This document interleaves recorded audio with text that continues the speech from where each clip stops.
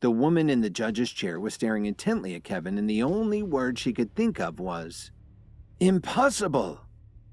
Wayne Ford, one of the instructors whose students were in the contest, commented to the people around him, "Mixing ingredients as they float in the air? I didn't think anybody could do that anymore. Where did he learn how to do it?" The other VIPs in the audience couldn't believe their eyes, and the judge in the high seat was the only one there who understood his technique. To other herbalists, it was like magic. The procedure allowed you to control several medicinal ingredients at the same time while they floated in the steam above the bowl. It was an incredibly advanced skill that took a lot of knowledge and artistry.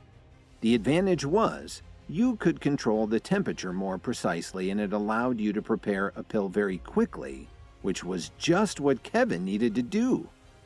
The judge had only seen this done once in all her time with the Herbalist Society. After a while, Kevin was able to gather the ingredients little by little until they'd melted into the shape of a pill. Professor Colt, who was standing behind him, was stunned. In fact, everyone there was stupefied by his expertise. It's no exaggeration to say that Kevin was the center of attention at the moment. It was like he was the only competitor in the entire contest.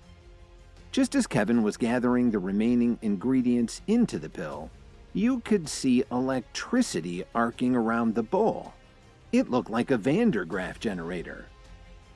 He can do that too? The judge was in awe. Kevin had one surprise after another. The VIPs who were watching this were tempted to rush over and protect Kevin from the static discharges that were arcing out from around the bowl. While they were all in fear for Kevin's safety, he didn't seem to care at all. In fact, he seemed to be enjoying it. Just then, a giant spark jumped out and struck the pill. Kevin's hair stood on end and he looked like some kind of mad scientist, which he kind of was at the moment. Everyone held their breath, wondering if Kevin's pill had been destroyed by the enormous discharge of electricity. But it was still there, and over the next couple of minutes, Kevin let it happen a dozen more times. Professor Colt and everyone else who had been standing nearby retreated to a safe position about 20 feet away. As the electricity jumped to the pill, it also seemed to get absorbed by Kevin's body. This was probably what the Night King had been talking about. Just seconds before the end of the contest, the sparks died down and the vapor above Kevin's bowl dissipated into the air. When the bell rang, Kevin was holding his pill in his open hand. The audience sat there quietly, and not a single one of them was mocking him. The VIPs were also silent. They stared uncertainly at Kevin, unsure as to what to think about what they just witnessed. "What kind of pills are you refining, sir?" The host stumbled for a moment and almost called him assistant. Even the arrogant Austin Swift, who had just been in the limelight, couldn't come close to what Kevin was attempting. "A primal pill." The judge practically leapt to Kevin's side, staring at the pill in his hand. "He made a primal pill? How is that even possible?" Wayne commented loudly. Professor Colt thought she was going to pass out. She couldn't even believe that this was true. Dalton waved his fist excitedly. Even though he didn't know what a primal pill was, it had to be something fantastic to get this kind of reaction from all the experts. "Yes," Kevin replied simply. "This is a primal pill. It can transform whoever takes it." I'm glad nobody was shocked by the final step in its preparation. Kevin joked about the technique he'd used. Just then, the judge snickered. "It's a pity it didn't work. According to our records, the color of the primal pill should be dark blue, but this one is only light blue, so it appears that you didn't complete the process. However, this is enough to prove that you're already very proficient at herbalism. You should do very well as an apothecary." She announced this very loudly so that the entire audience could hear. When they heard her ruling on Kevin's pill, the VIPs looked very relieved.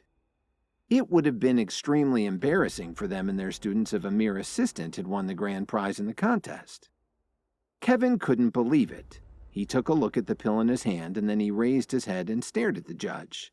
He knew that he'd made it according to the instructions in his sources. How could he have made a mistake? Professor Colt was looking a little depressed too. After seeing Kevin's concoction, she was sure that he would win first place in this contest. Who knew that something like this was going to happen? Suddenly, somebody laughed, and then the whole crowd broke out into uproarious laughter. I can't believe I was starting to think that Kevin had real talent. What a waste of time for nothing. Sherwin Blair pointed at him and laughed until his stomach hurt. What a fake, Doug Butler shouted. How could Professor Colt have picked Kevin as her assistant? How embarrassing. While this discussion was going on in the crowd, the judge asked, Is your name Kevin? Yes, it is. Who are you? Kevin was feeling pretty low. Then he thought of something. He knew that he'd made the primal pill correctly. The judge had to be favoring all the VIPs in their schools. Is this how things worked in the herbalism world? In full view of the public, she was willing to play this kind of trick? After dealing with his wife Lily's family for the past few years, Kevin was tired of dealing with liars and cheaters. He had no patience for a crooked judge. My name is Nadia Alexander. I'm the president of the southern branch of the Herbalist Society. I see you have a lot of talent. Would you like to become one of my students? She asked Kevin very seriously. Her question attracted a lot of attention from the people around them. It was quite an invitation from a very highly ranked expert. They watched enviously to see how Kevin would respond. His answer surprised everyone. Sorry, I'm not interested. I already have a teacher. It was obvious that Kevin had already made up his mind. Why not? Nadia was smiling. She wasn't angry at all, just curious. She looked intensely into Kevin's eyes.